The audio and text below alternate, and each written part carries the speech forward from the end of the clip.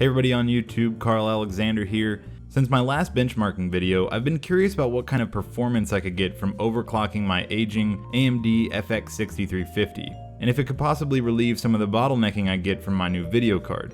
The 6350 was released way back in April 2013, and being paired up with my new GTX 1070 has definitely pushed it to its limits at stock speeds.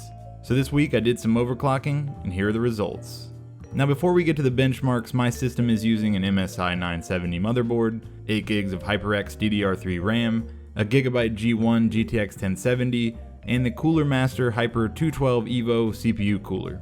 While testing, I was able to boost the clock rate of my machine from the stock 3.9 GHz to 4.7 GHz. To benchmark the performance gains, I looked at 3 video games, 1 Adobe Premiere Render, and 2 synthetic benchmarking tools. First off, in the Passmark CPU benchmark test, I got a score of 8,380 at 4.7 GHz. That's a 20.61% increase, which is oddly enough slightly higher an increase in performance than the increase in actual clock speed. Didn't expect that. However, Passmark is purely synthetic, so it doesn't really show us anything except how it stacks up to other CPUs, and even then it doesn't really gauge real-world performance at all. Moving on to 3D Mark's Firestrike demo, I jumped from a score of 9,623 to 10,520. That's a 9.3% increase, and should indicate more real-world performance gains. Though the baseline score on 3.9 GHz is above the Firestrike VR spec, it's nice to get some extra headroom for a smooth VR experience. In a 1440p 60fps 90-second video render in Adobe Premiere, the 4.7 GHz overclock increased render times by 11.12%. Not bad. This cut out 36 seconds of render time, and though that may not sound like much, on a larger render every second counts, especially when rendering in 60 FPS. Okay, so those are all fun numbers, but what about some games? I tested 3 games, all on high settings, super sampled to 1440p. The Witcher 3 jumped from 61 FPS average to 65 FPS. Though this 6.5% increase doesn't look like much on paper, the frame timing is more consistent, eliminating stuttering that was occurring from around 4.3 GHz and under. However, in the end, I still prefer to play the game at a locked 60 FPS with VSync. Fallout 4 had even better results, jumping from 61 FPS to 69 FPS. That's a 13.11% difference, and just like last time, you may not really notice the higher frame rate, but the faster, more consistent frame timings create a smoother experience. The increase isn't too surprising. Fallout 4 seems to be a big CPU hog, and is glad to get some extra cycles. However, when I tested The Division, the game had effectively a 0% increase, less than a single frame per second.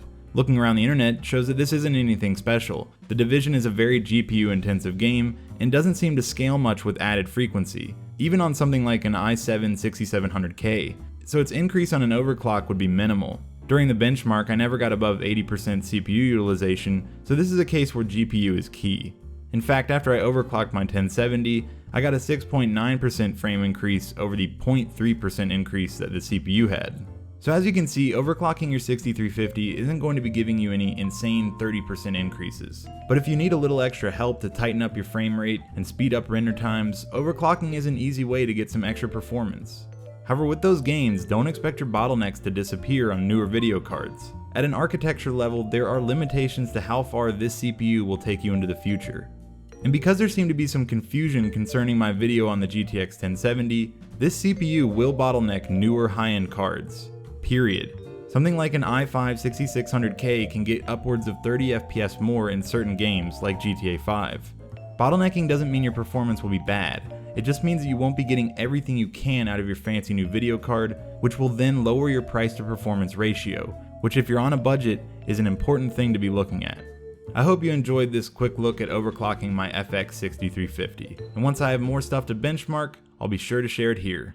Before I end this video, I would like to say thanks to my buddy Adnan for helping me understand some of the hardware aspects to these benchmarks. If you have any questions about my setup or benchmarks, leave me a comment. Okay everybody, that was my video for this week. I hope you liked it. If you did, give me a thumbs up. If you didn't, I think you know what to do. Leave me a comment in the comment section and hit that subscribe button if you want to see more videos like this one in the future. Coming up next week, I've got a review on the VR title Vanishing Realms. I got my HTC Vive recently. It's been really fun playing around with that, so I'll have a review on that soon. I hope you stick with it. I'll see you next time.